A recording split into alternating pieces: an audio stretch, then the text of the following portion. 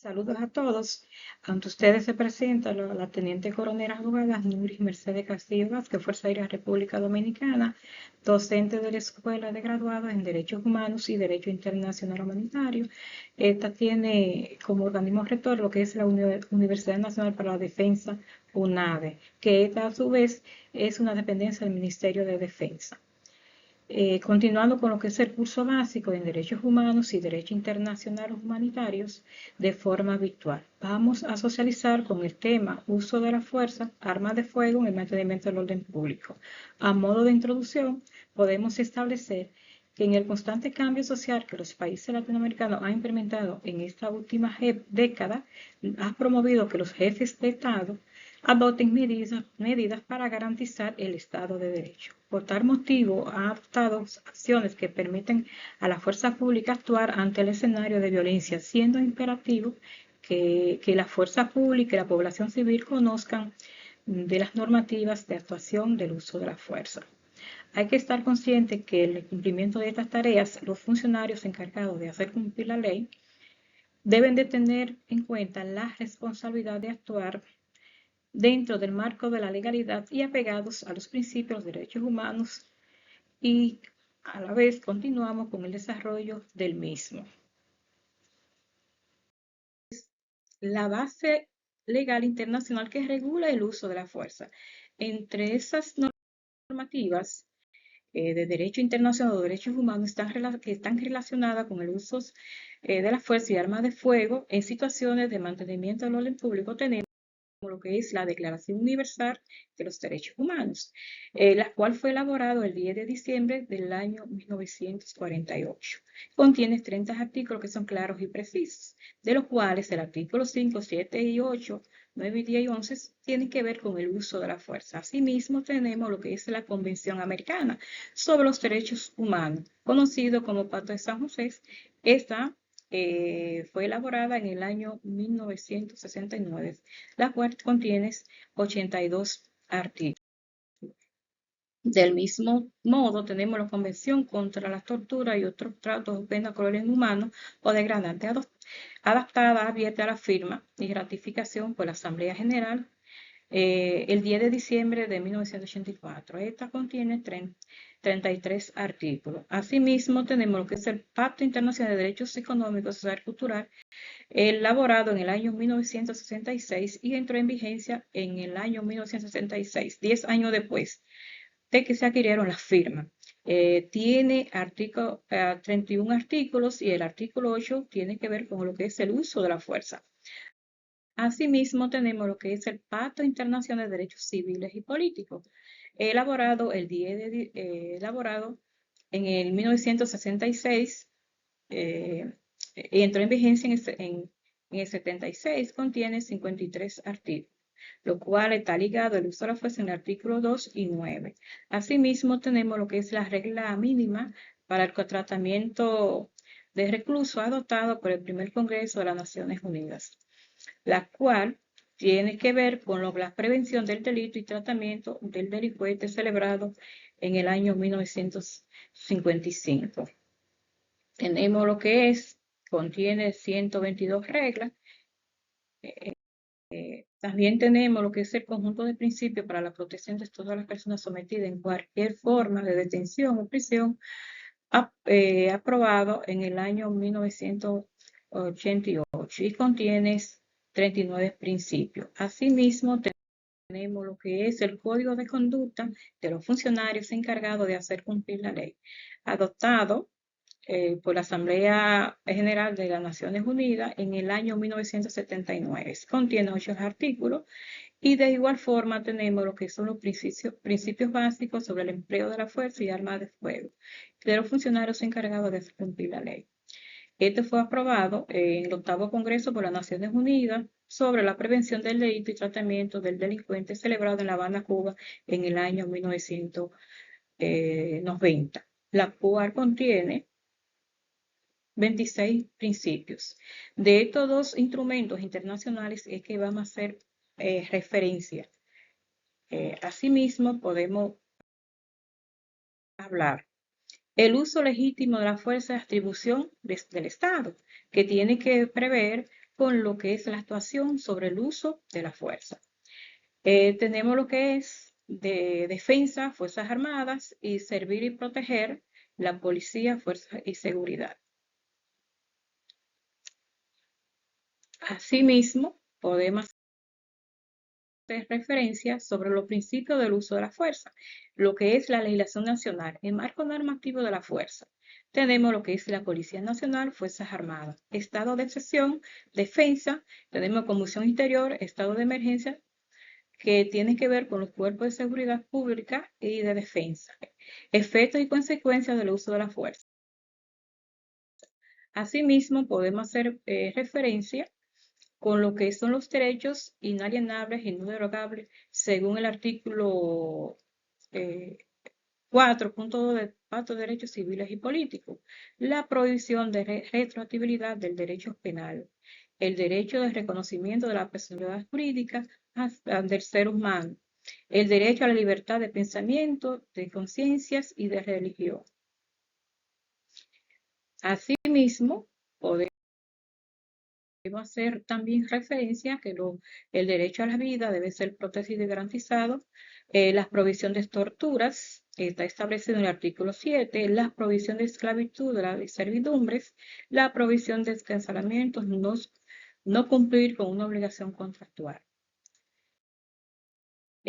Para hablar de funcionarios encargados de cumplir la ley, estos desempeñan un papel fundamental en la protección del derecho a la vida, a la libertad y la seguridad de las personas. Constituye un servicio social de gran importancia.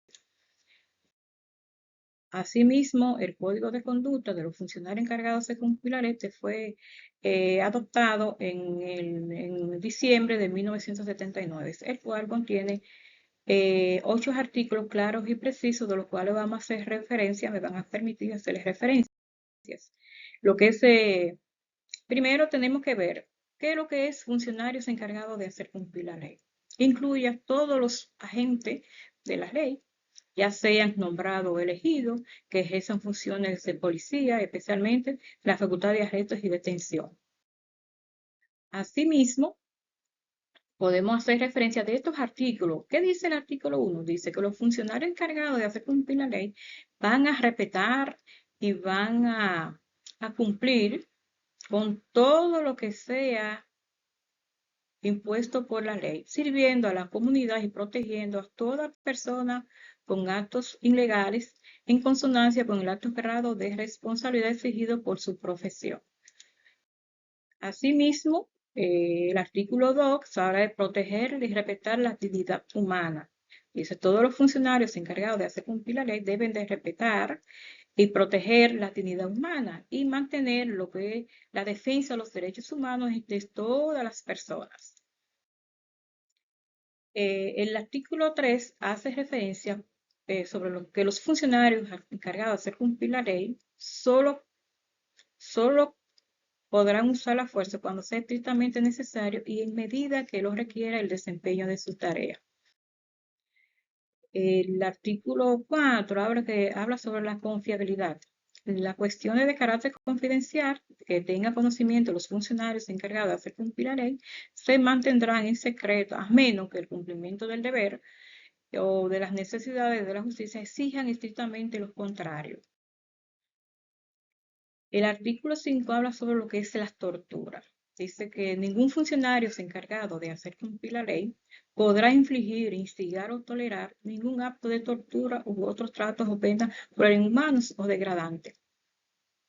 No debe de implicar o indicar que estaba en tiempo de conflictos armados o en perturbación del orden público.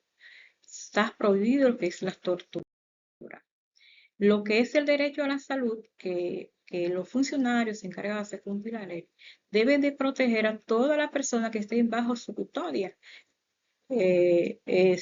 Bajo su custodia lo que es tomar medidas inmediatas para prestar lo que es asistencia médica, cuando esto se precise. El artículo 7 habla sobre los que la corrupción es la ética que debe de tener todo profesional encargado de hacer cumplir la ley. Ningún funcionarios encargados de hacer cumplir la ley deben de cometer actos de corrupción y también tienen que oponerse a lo mismo y deben de combatirlo. De igual forma, el artículo 8 no establece claros y precisos que los funcionarios encargados de hacer cumplir la ley respetarán la ley del presente código y también habrá cuanto esté a su alcance por impartir toda violación de aquellos y oponerse rigurosamente a su violación.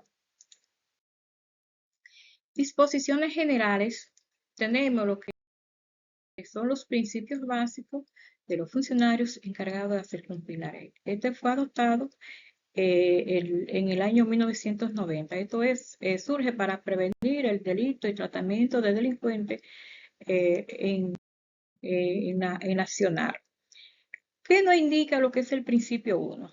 Nos indica que los gobiernos y los organismos encargados de hacer cumplir la ley adoptarán y aplicarán normas reglamentarias sobre el empleo de la fuerza y armas de fuego contra personas o por parte de lo que es los funcionarios encargados de hacer cumplir la ley. Asimismo, podemos ver un marco normativo internacional, un antes. ¿Qué se debe hacer antes de utilizar lo que es la fuerza? Pues respetar. Los estados se comprometen a respetar los derechos humanos sin discriminación alguna. Esto está establecido en lo que es el Pacto Internacional de Derechos Civiles y Políticos, la Convención Americana de los Derechos Humanos. Obligación de no hacer, es no privar de las vidas arbitrariamente, no torturar, no detener arbitrariamente. De igual forma, ¿qué debe de garantizar el funcionario encargado de hacer cumplir como Estado? Los Estados se comprometen a adoptar medidas positivas para garantizar la plena vigencia de los derechos humanos. Esto está establecido en el Pacto Internacional de Derechos Civiles y Políticos, las Convenciones Americanas y la Convención contra las Torturas. Obligación de adoptar medidas legislativas, prevenir, investigar, sancionar y reparar. Y también tenemos lo que es la promoción y difusión de los valores.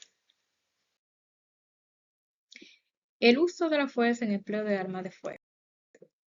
Cuando hablamos de fuerza, fuerza es el medio a través del cual los funcionarios encargados de hacer cumplir la ley lograrán el control de una situación que atente contra la seguridad, el orden público, la integridad, las vidas de las personas dentro del marco de la ley. Fuerza no es violencia. Aquí vemos cómo se distribuye lo que es fuerza. Fuerza es el medio de control.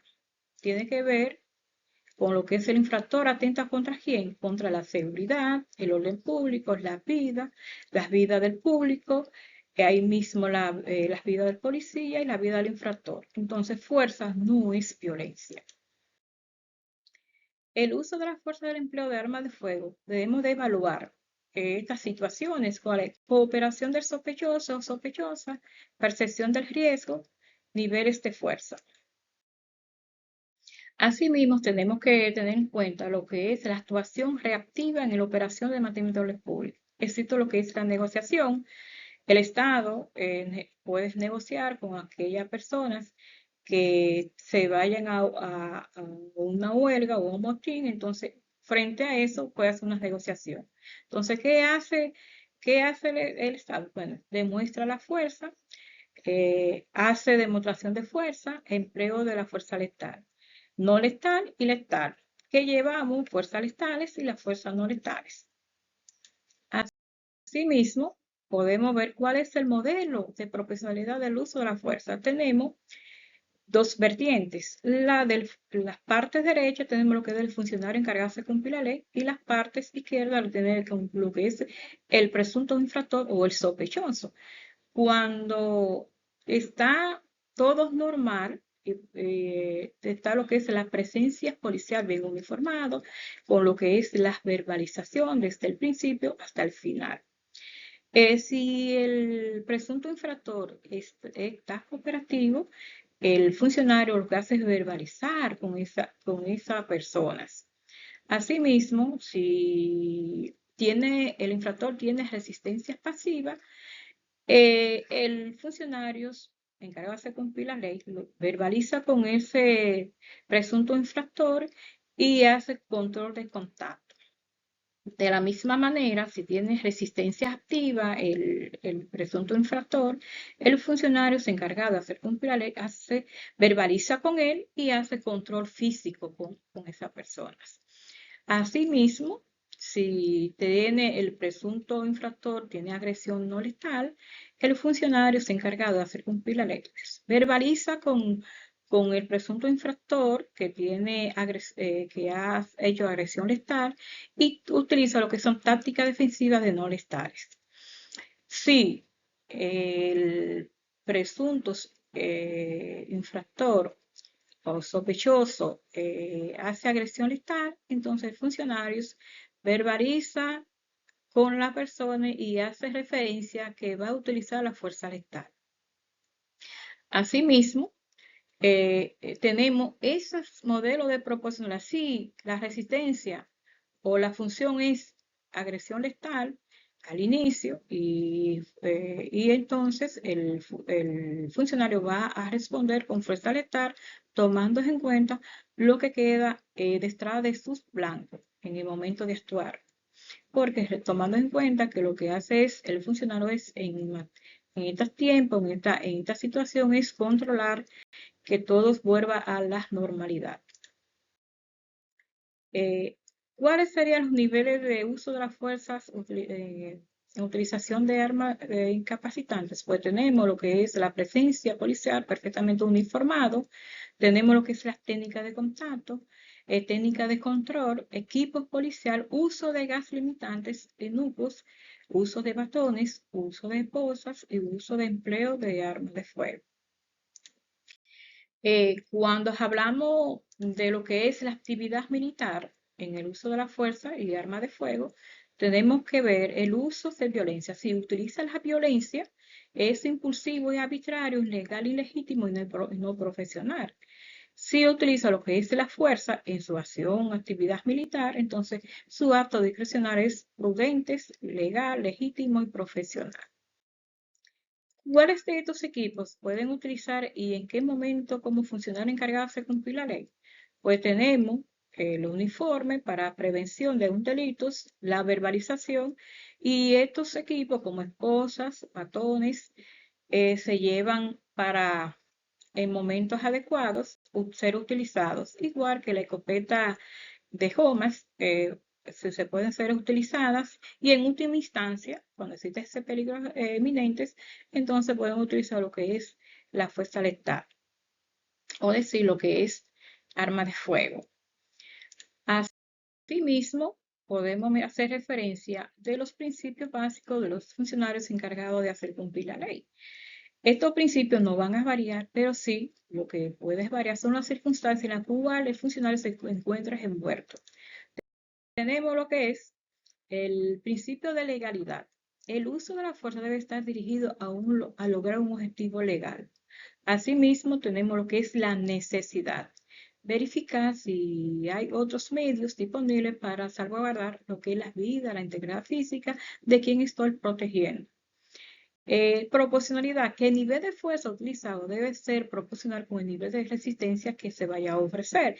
O sea, quiere decir que sea equitativo en esta situación. Tenemos lo que es la precaución. Dice que usted debe actuar con cautela, con que se hace cualquier cosa para evitar y prevenir un daño o un peligro.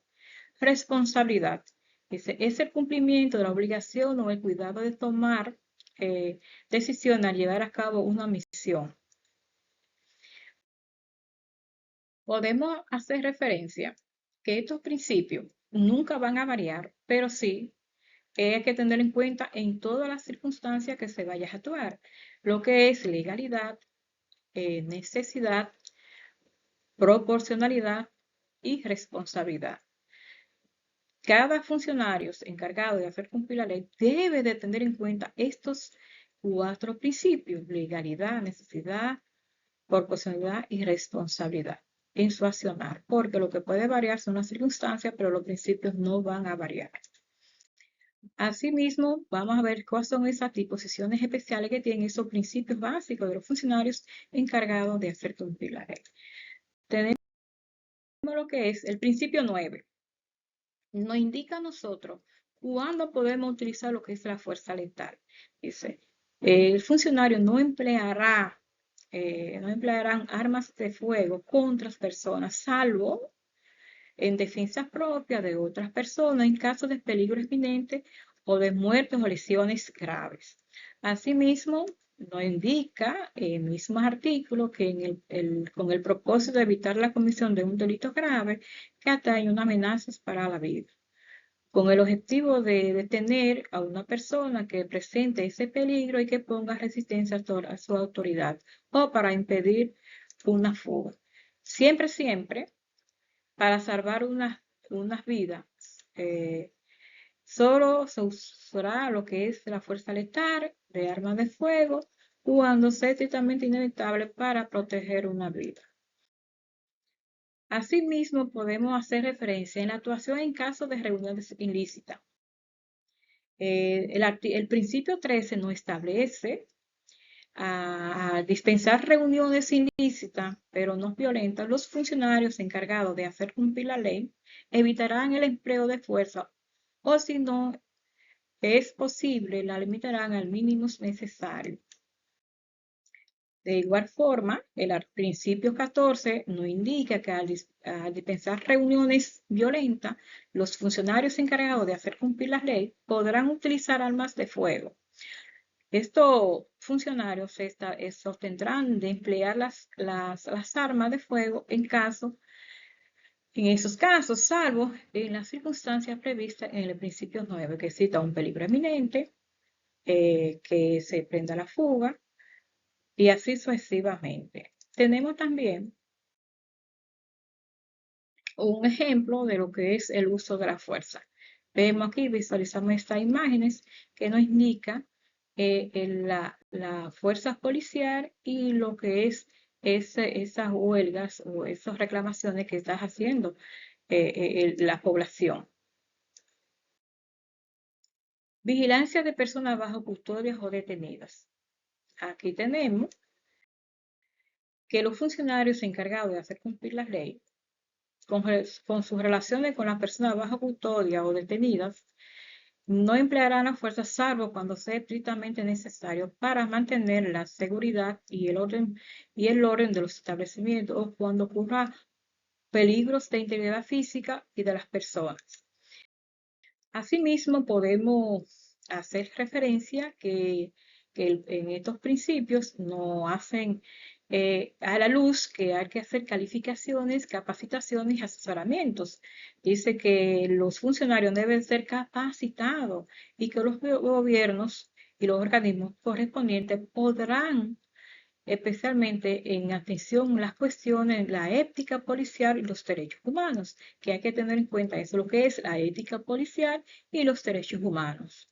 Estos organismos encargados de hacer cumplir la ley deben de examinar sus programas de capacitación y procedimientos operativos a la luz de los casos concretos.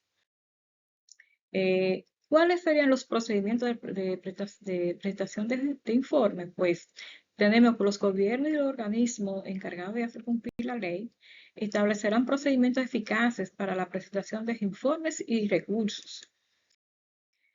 Asimismo, los funcionarios encargados de hacer cumplir la ley no podrán alegar obediencias de órdenes superiores si tienen conocimiento de que la orden de emplear la fuerza o arma de fuego o a raíz del cual se ha ocasionado la muerte o heridas graves a una persona era manifiestamente ilícita y tuvieron una oportunidad razonable de negarse a cumplirla. De cualquier modo, también serán responsables los superiores que dieron la orden ilícita. Basado a eso, toda la orden a cumplir tiene que ser lícita, concretas, claras y precisas para ser cumplida. ¿Cuáles son los poderes básicos de los funcionarios encargados de hacer cumplir la ley? Pues tenemos lo que es En este conjunto de principios para la protección de todas las personas sometidas a cualquier forma de detención o prisión, está adoptado por las Naciones Unidas en diciembre del año 1988. Este ámbito de aplicación del conjunto de principios tiene por objetivo la protección de todas las personas sometidas a cualquier forma de detención o prisión. Tenemos los poderes básicos, tenemos que arresto, registro, detención, fuerza y armas. Vamos a ver lo que es el concepto de arresto, registro, detención, fuerza y armas. Tenemos el uso excesivo de la fuerza. Las policías y los militares tendrán normas y reglamentos para hacer uso de la fuerza y armas de fuego hacia todas las personas. Asimismo, podemos ver los diferentes tipos de policías militares que tendrán diferentes tipos de armas. Si son policías militares, los metropolitanos y policías de tránsito llevarán diferentes tipos de armas, dependiendo cuál sea su accionar. Si un policía de tránsito, tenemos que tenga un batón o un gas único. Si es militar, que lleve un fusil o que lleve una pistolas. De igual forma, el policía puede llevar lo que es el batón. Tenemos con el concepto de arresto. Tenemos que es el acto de aprehender a una persona como activo de una supuesta comisión de un delito o por acto de autoridad. Es decir, que este arresto se puede hacer en flagrancia del delito o después. Para hacer ese arresto tenemos que tener en cuenta lo que es la situación. Si esa situación se da lo que es la detención, es todas personas privadas de la libertad personal, salvo cuando ellas hayan resultado de una condena o por razón de un delito. Esta condición de personas detenidas. Aquí tenemos un ejemplo sobre eso. Asimismo, podemos seguir haciendo referencia lo que es detención. Es la restricción de la libertad de una persona por parte de la policía en fin de ponerla a disposición de la autoridad competente. Ejemplo de esta imagen nos dice cómo va esa persona detenida por el policía. Aquí tenemos personas presas, ya es toda persona privada de libertad personal con resultado de una condena o por un delito. Cuando hablamos de armas, lo vamos a hacer referencia al concepto, lo que está establecido en lo que es la ley 631 de 2016 de la ley de tenencia y porte de armas de República Dominicana. Nos indica que es un instrumento útil en lucha que eso mantiene, aumenta las fuerzas propias, especialmente referidas a armas de fuego, incluye también lo que son armas cortas, punzantes e incontundentes.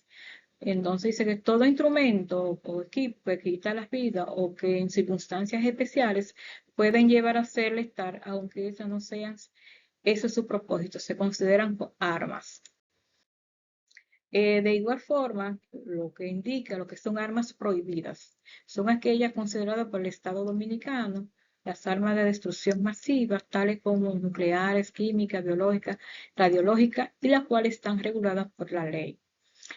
Armas restringidas son aquellas consideradas por el Estado Dominicano en uso exclusivo de Fuerzas Armadas y la Policía Nacional.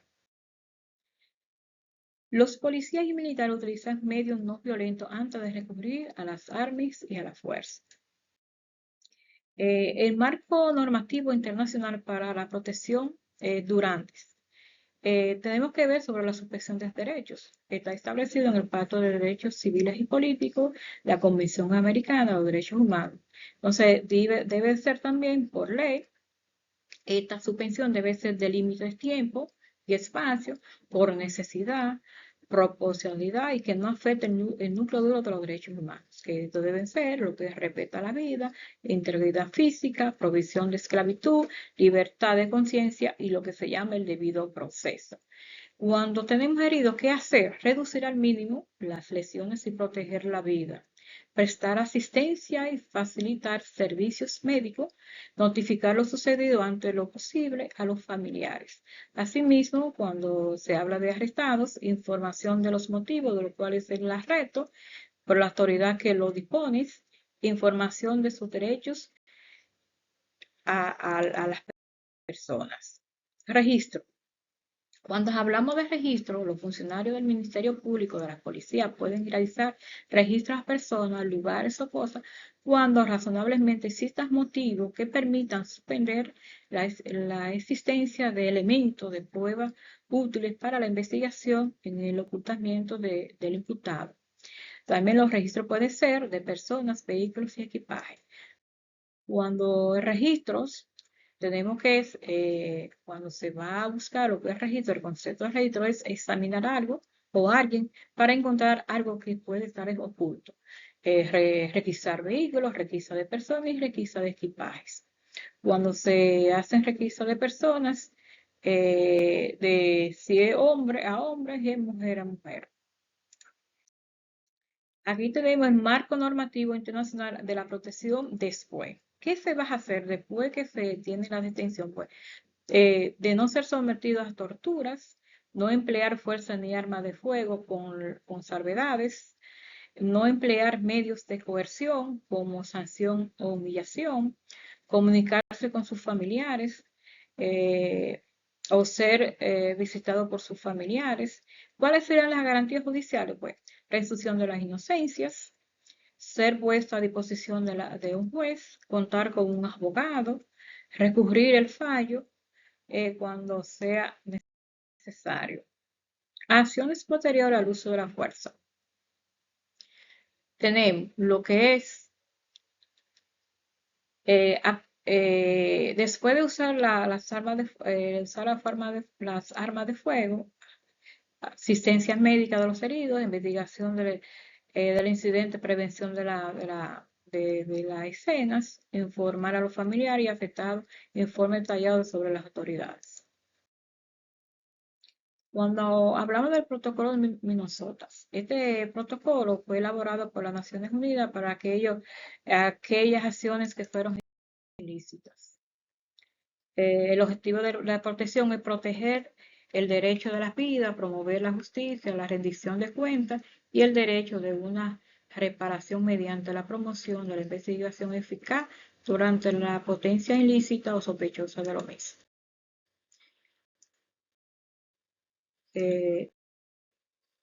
¿Cuál es la base legal nacional? Tenemos la Constitución de la República Dominicana, tenemos lo que es el Código Procesal Penal, Código Penal, la Ley 622 sobre los funcionarios que ahora se compila la ley sobre la llamada, Ley 631, lo que es 2016 para el control de armas de fuego, Ley Orgánica Policial 590 y su reglamento de uso de la fuerza policial, la Ley 63.